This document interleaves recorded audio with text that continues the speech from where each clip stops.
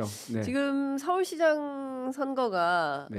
더불어민주당 정원호 후보 대 국민의힘 오세훈 후보 간의 양강 구도가 진행이 되고 있습니다. 진보당의 네네. 이상규 후보가 건강상의 이유로 사퇴를 했는데요. 맞습니다. 사실상 이제 진보 후보 중에는 유일한 후보로 뛰고 있는 지금 겁니다. 대선하고 또 비슷하게 또 지난 똑같이 대선하고 됐네요, 똑같이 사실은. 예. 네네. 어떤 마음으로 뛰고 계세요? 이제 앞서 사실은 이제 양극화 지금 우리한테 뭐 잠시 후에 우리 김용훈 노동부 장관님 모시겠지만 그래요? 예, 모셔서 말씀을 또 듣겠지만 이 K자 성장 시대에 네. 어려운 사람은 더 어려워지고 이 빈곤계층은 날로 심각해지는데 얼마 전에 저는 80대 어르신이 남편이 평소 좋아하던 팥빵 네. 5개 무인 상점에서 절도 혐의로 네. 이제 기소가 돼서 이제 재판을 받고 물론 이제 그분에게 이제 그 기초 수급이 진행이 된다라는 보도는 있었습니다만 이런 거거든요. 지금 네네. 노인 빈곤 문제, 뭐 자살 문제 여전히 풀지 못한 그리고 특히 산재 문제 이런 것들 우리한테 이제 산적한 이슈인데 네. 이게 지금 진보 정치가 너무 쪼그라들어가지고 설당이 없어요. 그 네. 의제 자체가 설정이 안 되는 상황입니다. 네. 왜 그런 원인이 있다고 보시고 어떻게 이런 문제를 돌파해 나가겠습니까? 제가 이제 그 얘기 들어가기 전에 네. 지금 이제 실제로 언론이 지방선거에 서울시장 선거만 하더라도 정원호, 오세훈 네, 두 사람만 그냥 기사를 열심히 써요. 그렇죠. 그러니까 언론이 우리 이제 정치 영역에서 진보 정치가 존재하고 있음에도 불구하고 네, 비례적으로도 다루지 않아요. 음, 저는 뭐 동일하게 다루어 달라 이렇게 요구하지도 않아요.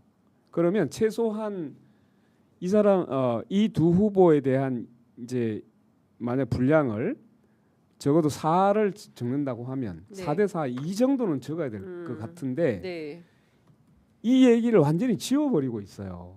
그러니까 두 사람의 경쟁만 있는 것, 후보만 있는 것처럼 언론이 만들어 버리니까 이게 이제 물론 선거제도의 문제도 있지만 사실 지금 제가 이제 준비하면서 보니까 언론이 이게 양당 정치를 만들어가고 있구나라는 것을 확인하고 있습니다. 정말로 심각하거든요. 저희들이 내놓고 있는 예를 들면 이제 노동소득만으로 살 수 있는 서울을 만들어보자. 이 얘기를 하고 있거든요. 거기에 보면 이제 생활필수제는 기본 서비스로 정하고 이것을 조례화해서 실제로 자기가 충분히 이제 주거나 또는 먹거리나 교통, 뭐 의료 이런 데 있어서 정말로 이제 부담을 가장 적게 하는 방식으로 우리가 같이 생활할 수 있는 도시를 만들어보자 이렇게 얘기를 하고 있는 건데 이런 부분에 대해서는 잘 이야기를 하지 않아요. 그러니까 결국은 지금 이제 마치 두 개의 하나는 중도 보수, 하나는 수구 보수 이것만 있는 것처럼 보이잖아요. 좀 더 저희 같은 매체들이 적극적으로 보도를 해야 되는데 네, 사실은 또 아마 언론들은 그럴 거예요. 그러니까 인기가 없다.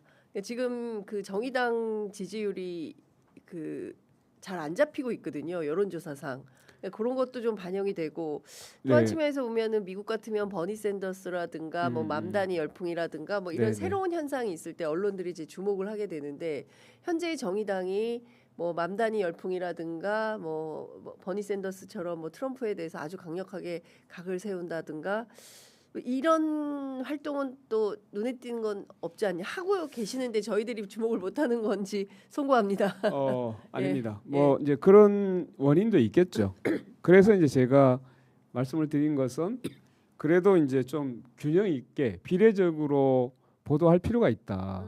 그 속에서 이제 사실 우리들의 이야기가 나올 수 있는데 네. 완전히 이제 거의 지어진 상태로 나오니까 사실 이제 두 개만 존재하는 것처럼 비치고 그러니까 양강 구도가 완전히 이제 그렇게 형성돼 가고 있는 되게 안타까운 점이 있습니다. 예, 네네. 그렇군요.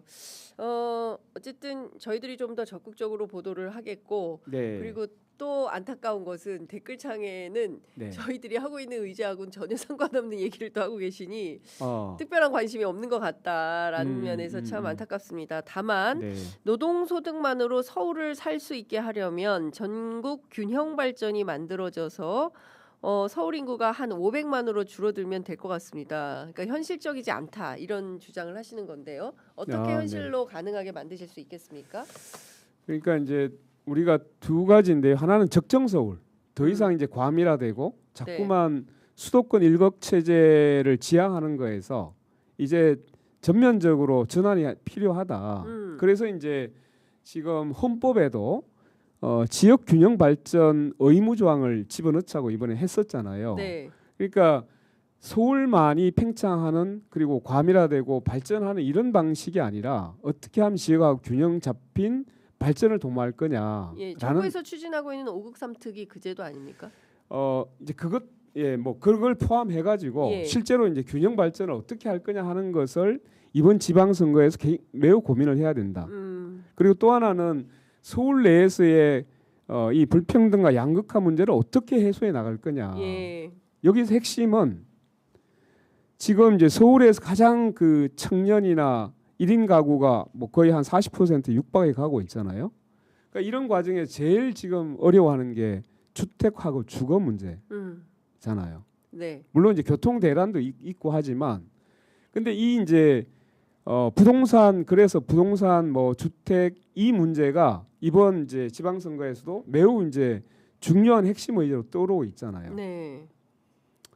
여기에서 사실 이제 저희들은 그동안 소유 중심 네. 주택 정책을 계속 고집해 왔던 거거든요. 그러니까 소유 중심이 되다 보니까 물론 이제 안정적인 주거를 이제 희망하기 때문에 자가 소유를 사람들이 선호하게 됐죠. 네. 만약에 이렇게 이제 생각을 바꿔보죠. 세입자가 20년, 30년 안정적으로 주거할 수 있는 예. 거주 중심의 주거 중심의 정책으로 전환해 왔다면 어땠을까라는 생각을 가지게 되는 거죠. 아, 근데 이거는 이미 너무 오래된 이슈라서 지금 현실에는 네네. 조금 어떻게 하면은 이제 그러니까 이를테면 20년, 30년을 살고도 그 다음엔 또 대책이 없지 않습니까? 30년 이후에는 또 어디로 가나? 그래서 이제 네. 우리가 기본적으로 세입자 중심의 이제 주거 정책으로 가야 된다라고 말씀하시는 것은 네. 이제 그 독일이나 우리가 이제 네덜란드 이런 사례에 대해서 볼 수 있는데 예. 거기에는 이 계약 만료일이라는 걸 적지 않아요. 예. 그러니까 실제로 보면 그 세입자나 차가나 자가가 기간에 있어 가지고 내가 충분히 안정적으로 살 수 있는 기간을 보장할 수 있는 제도로 가고 있는 거고. 근데 그게 이제 그래서 공공임대주택을 실제로 20%까지 확장을 하자라고 네. 주장하는 이유 중에 하나이기도 하고. 그다음에 이제 계속 거주권이라고 하는 것을 굳이 내가 집을 사지 않더라도 네. 차가라 하더라도 내가 살고 싶을 만큼의 오랜 기간 동안 살 수 있도록 이런 이제 거주권을 어떻게 보좌할 거냐 이 문제거든요. 네. 근데 이 얘기를 잘 안 듣죠. 제가 한마디 말씀을 드리는 것은 지금 이제 모두가 집을 자가 소유 중심으로 정책을 펴요. 과연 이게 부동산 문제가 해결될까요? 제가 이렇게 지적하면 돼요. 집을 갖고 있지 않은 사람은 네. 집값이 내리길 바래요. 근데 집을 갖고 난 뒤에는 어떻게 될까요? 집값이 오르길 오르길 바라겠죠. 바라죠. 예. 그래서 자가 소유 중심의 주택 정책은 성공할 수가 없다. 결국은 집을 안 가졌을 때와 집을 네. 가지고 난 이후에 완전히 그 심리 상태가 달라지는 거거든요. 네, 그렇죠. 그래서 누구나 다 그냥 차가가 됐든 자가가 됐든 내가 살고 싶은 만큼 오랫동안 네. 장기적으로 안정적으로 생활할 수 있는 주거 정책으로 가야 한다. 네. 굉장히 미래지향적인 그리고 특히 이제 청년이라든가 네. 또 사회적 약자들에게 반드시 필요한 그런 제도를 말씀 주신 걸로 이해를 해야 될 것 같습니다.